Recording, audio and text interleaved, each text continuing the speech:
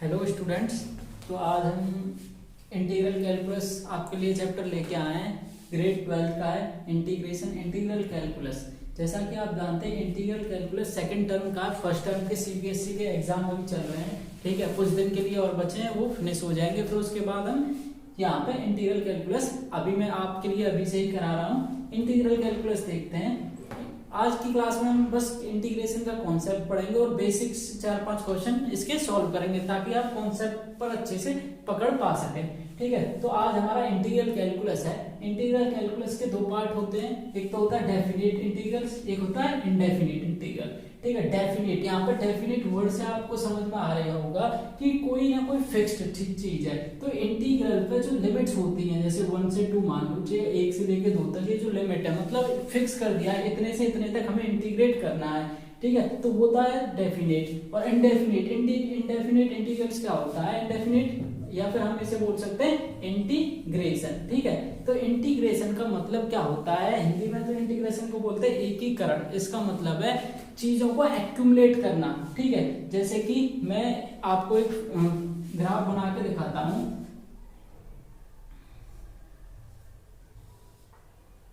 जैसे कि यहां से ये जो एरिया है इसका, ठीक है, तो इंटीग्रेशन को हम और क्या बोल सकते हैं? इंटीग्रेशन को हम बोल सकते हैं एरिया एनक्लोज्ड।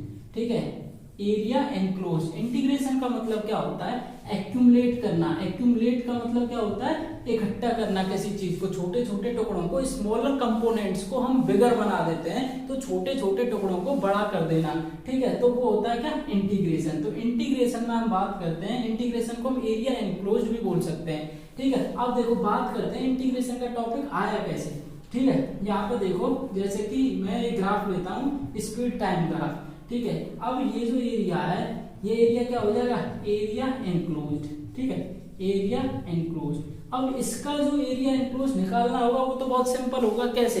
सिंपल कैसे होगा? यहाँ पे देखो, ये क्या बन रहा है? एक रेक्टेंगल बन रहा है। तो रेक्टेंगल का एरिया क्या होता है? Length into breadth. तो लेंथ इंटू ब्रेड्थ आसानी से हम निकाल सकते हैं इसका एरिया। पर हम जब इंटीग्रेशन की बात करते हैं, अब देखो, अब अगर आपको ऐसा कोई ग्राफ मिल जाए, इसका एरिया कैसे निकालोगे आप? इसका एरिया ना तो लेंथ इंटू ब्रेड्थ कर सकते। ठीक है, तो इसका एरिया निकालना थोड़ा टिपिकल आ जाएगा। तो इस तरह के जो ग्राफों का जो एरिया निकालने के लिए ही इंटीग्रेशन का हम यूज करते हैं। ठीक है, अब हम निकालेंगे कैसे? देखो, अगर ये ग्राफ है एक,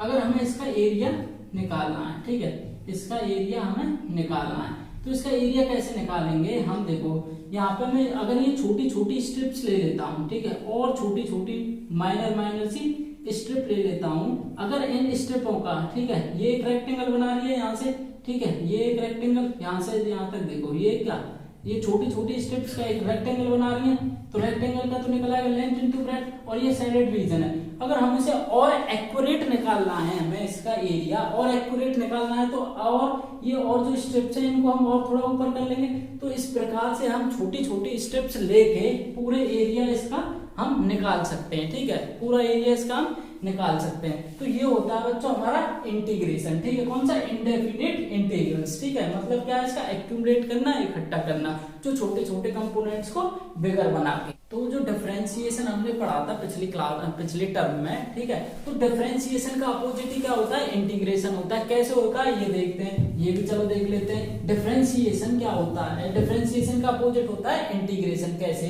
जैसे कि मैं डिफरेंशिएशन करके दिखाता हूं आपको, d/dx किसका? sin x का। ठीक है, तो sin x का डिफरेंशिएशन करने पे क्या आता है हमारा? cos x। ठीक है, अब मैं इस cos x का क्या करूं? इंटीग्रेट कर देता हूं इसे। cos x dx का हमें क्या कर देता हूं? इंटीग्रेट। ठीक है, इसका मतलब क्या है? इस साइन का मतलब होता है इंटीग्रल। ठीक है, इंटीग्रेट करना। इंटीग्रेट का मतलब है cos x का इंटीग्रेशन करना। तो इसका cos x का इंटीग्रेशन क्या होता है हमारा? sin x। ये आ गया आपका हमारा sin x प्लस c। ठीक है, अब मैं आपको बताऊंगा अभी c का क्या मतलब होता है और c को हम क्यों यूज करते हैं। तो इसका इंटीग्रेशन करने पे क्या आता है हमारा? sin x, और यहाँ पे c 0 हो जाएगा।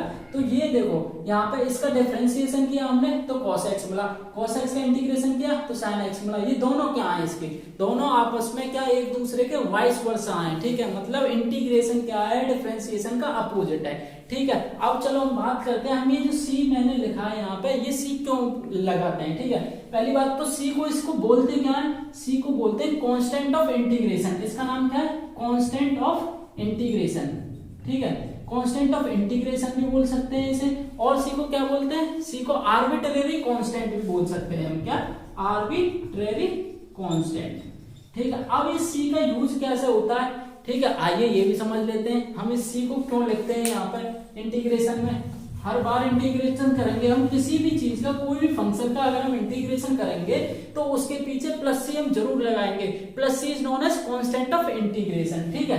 Constant of integration plus C को हम बोलते हैं। अब सी को यूज क्यों करते हैं, ठीक है, जैसे कि एक एग्जांपल लेके मैं आपको समझाता हूँ। एक फंक्शन है f of x equals to sine x, और एक फंक्शन में ले लेता हूँ f of x equals to sine x, sorry एक फंक्शन ले लेता हूं f of x equals to x, ठीक है। दूसरा फंक्शन क्या ले लिया मैंने, एक्स प्लस 7, ठीक है। ये मैंने दो फंक्शन आपके लिए ले लिए, ठीक है। अब मैं इन दोनों फंक्शनों को डिफरेंशिएट करता हूं, ठीक है। इसे मैंने डिफरेंशिएट किया, इसे डिफरेंशिएट करने के बाद क्या आया हमारा 1, ठीक है। तो एफ ऑफ एक्स यहाँ पे क्या निकला, यहाँ पे एफ ऑफ एक्स हमारा 1 निकला, और यहाँ पे हमारा एफ ऑफ एक्स क्या निकलेगा 1 प्लस 0, इसका डिफरेंशिएशन किया तो यहाँ पे भी 1 निकला, ठीक है। अब देखो इन दोनों का डिफरेंशिएशन करने के बाद दोनों का 1 और 1 आया, ठीक है। पर कि जबकि हमारा जो ओरिजिनल फंक्शन है वो क्या है, यहाँ पे x है और यहाँ पे x प्लस 7 है, ठीक है। तो ये 7 कहाँ गया, इसका मतलब अगर हम इसका डिफरेंशिएशन कर रहे हैं तो दोनों का 1 आ रहा है, पर यहाँ पे 7, यहाँ पे ओरिजिनल जो फंक्शन है वो कुछ और है और यहाँ पे ओरिजिनल फंक्शन कुछ और है। तो इसी कंफ्यूजन को अवॉइड करने के लिए हम यहाँ पे इंटीग्रेशन में सी का यूज करते हैं। अब जैसे मैं वापस इसका क्या करूं, इंटीग्रेशन करूं, और हमने पढ़ा था अभी, क्या पढ़ा था कि differentiation is opposite of integration, ठीक है, पढ़ा था। अब ये अपोजिट है, अब मान लो इसका मैं अपोजिट करके देखता हूँ भाई, x का डिफरेंशिएशन करने पे 1 आया तो 1 का इंटीग्रेशन करने पे x आना चाहिए अपोजिट, ठीक है। यहाँ पे भी यही आना चाहिए। अब यहाँ पे मैं 1 का इंटीग्रेशन कर लूंगा, 1.dx का इंटीग्रेशन किया तो क्या आ गया, x आ गया, ठीक है। अब यहाँ पे इसका इंटीग्रेशन करूंगा 1.dx का, ठीक है, तो यहाँ पे भी x आ गया, तो इसका मतलब ये अपोजिट नहीं आ रहा। तो इस कंफ्यूजन को अवॉइड करने के लिए हम यहाँ पे क्या लगाते हैं, प्लस सी, ठीक है। अब यहाँ पे x प्लस सी आ जाएगा और यहाँ पे x प्लस सी, ठीक है। तो यहाँ पे c की वैल्यू क्या हो गई, यहाँ पे c की वैल्यू 0 हो गई, इसलिए यहाँ पे इंटीग्रेट करने पे x वापस आ जाएगा, और यहाँ पे c की वैल्यू क्या हो गई 7, तो इसलिए यहाँ पे इंटीग्रेट करने पे x प्लस 7 आ जाएगा, ठीक है। आपको ये समझ में आ गया होगा कि हम c को क्यों यूज करते हैं, और c क्या है, कांस्टेंट ऑफ इंटीग्रेशन, और क्यों हम इसे इंटीग्रेशन में बार बार किसी भी फंक्शन का इंटीग्रेट करने के बाद प्लस सी हम क्यों लगाते हैं, ठीक है। तो आइए मैं आपके लिए यहाँ पे कुछ इंपॉर्टेंट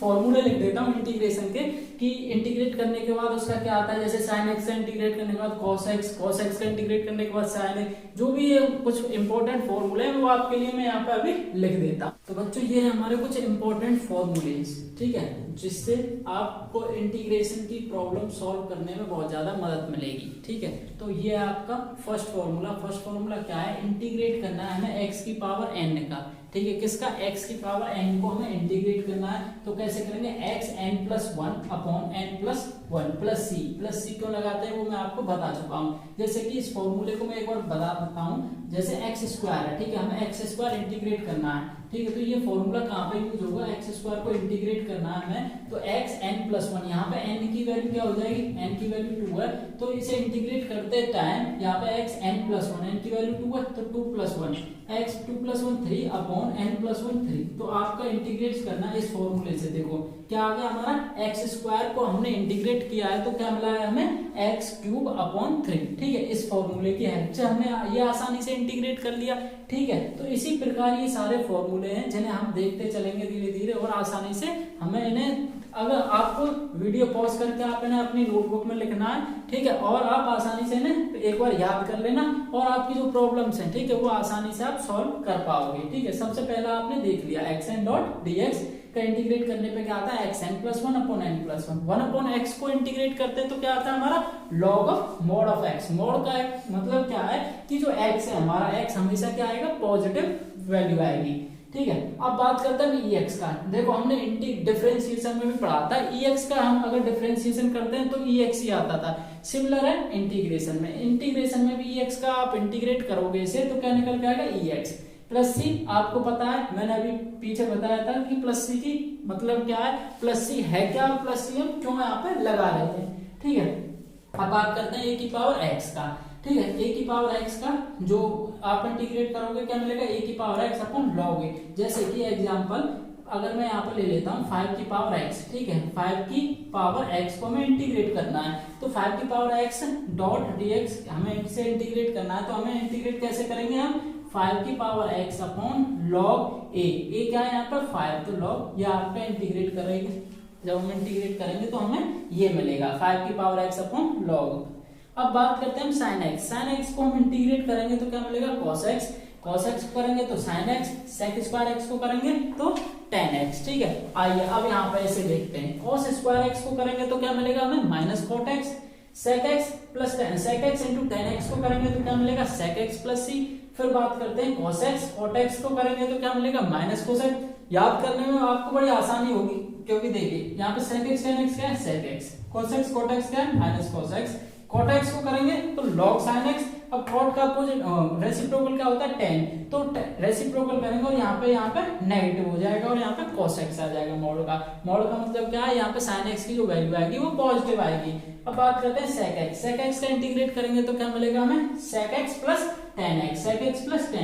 बात करते हैं cos x की, cos x का इंटीग्रेट करेंगे तो क्या log cos x minus cot x। अब इन जो फॉर्मूले मैंने आपको ये बताया इनके बेसिस पे हम 4-5 क्वेश्चन सॉल्व करते हैं। ठीक है, फिर ये हमारा फर्स्ट क्वेश्चन। ठीक है, फर्स्ट क्वेश्चन आइए सॉल्व करते हैं।